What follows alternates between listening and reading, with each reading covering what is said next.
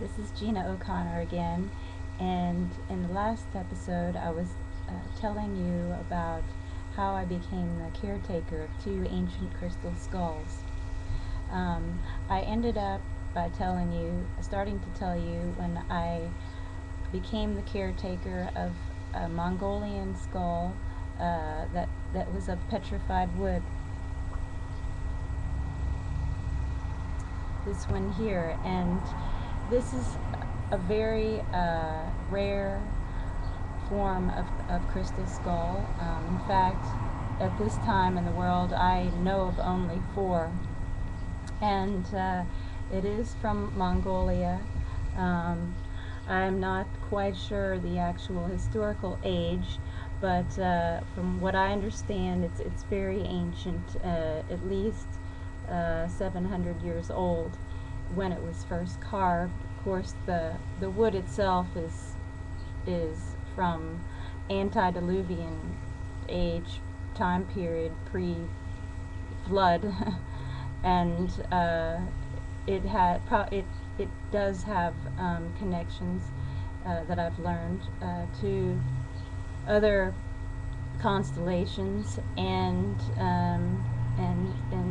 star systems, just as a lot of the ancient crystal skulls do. But back to the story of how I became caretaker of this one. I was sure that this one existed. I don't know how I knew. It baffles me really to understand that I knew it was there. No one had told me, and I think it's was because of my deep connection already with the other crystal skull that was giving me some information about the existence of this one. But it was also had to do with the fact of this being petrified wood, and my being very connected to the earth energies and nature and trees.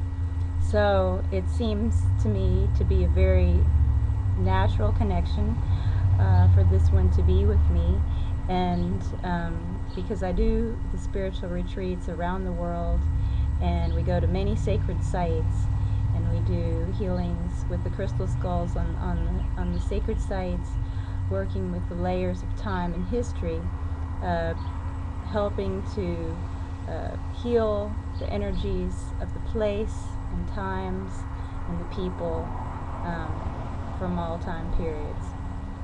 So this petrified wood is the material itself is crystal, and it's wood, and for that reason I think that's part of the energy that wanted to be here with me to help.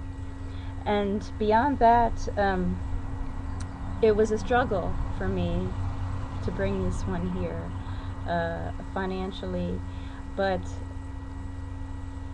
I believed it should be here with me, but I didn't know how that was going to be possible.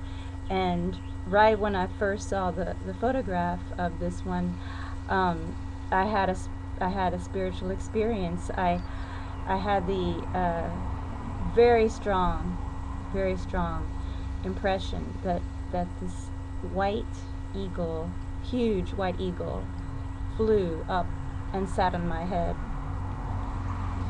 And I guess you could call it an eagle, or some people might call this the thunderbird. But it persisted. This image persisted, and it wasn't necessarily a gentle energy. It was very powerful. I felt safe, but I also felt like it was a strong ally for me, and the sign had already been there with Leonid being ushered in with the eagle, and I knew that the connection was made long before I realized. Some people say that you just get to be caretakers of a crystal skull through time.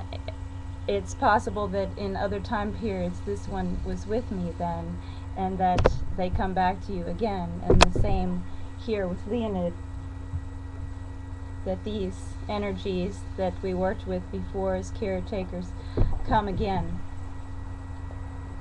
And as I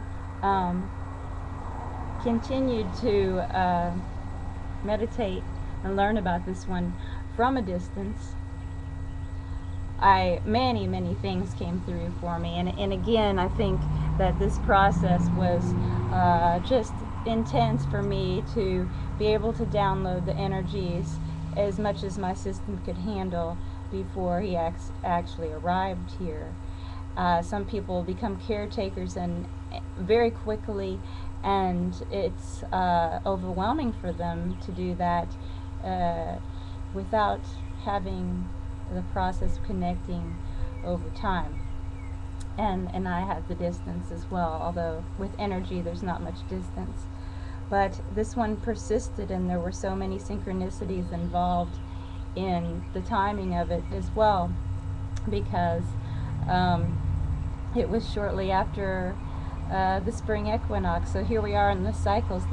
First I met the one in the fall equinox, then Leonid comes in the winter solstice, then the spring equinox. I find out about this one, and by Easter he was coming here.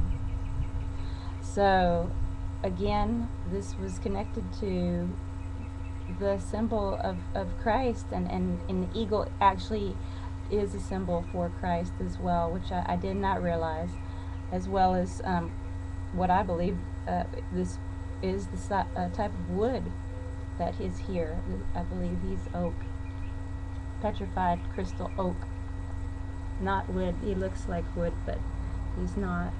You can get a sense of all the crystal. He's very heavy, really heavy, but you can see all the crystal within him and the layers. And it was a totally different process for me to connect with this one, because you know, each one has a different sort of personality or spirit connected to it, and this one took longer to get to know. I mean, I guess it was just all the layers.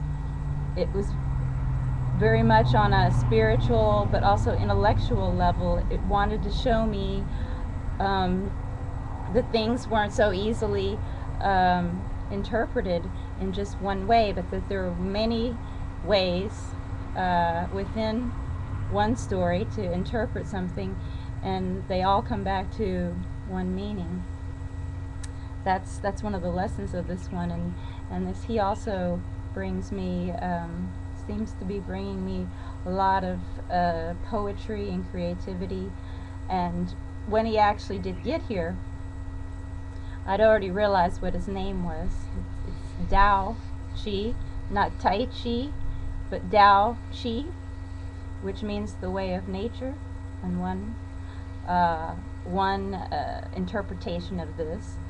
But it also, and I did not realize this, it was the name of a particular monk who was called himself that, who also came to me, and he was someone who was also an artist of nature in his time, but became a monk and revolutionized a lot of things in his time. That energy itself often comes with this one, is along with the eagle energy, and it's a very profound experience. He's very healing, and it feels very grounding and protective to be around. So now I'm fortunate enough to work with two, and I see them really surprisingly they connect as a divine couple, and the energy between them is just beautiful. It's of unconditional love as I see it, and it's something that is very balancing in the male-female polarities, and they work together very well. So it is exactly as it was supposed to be, and I'm very honored to be the caretaker, and I be glad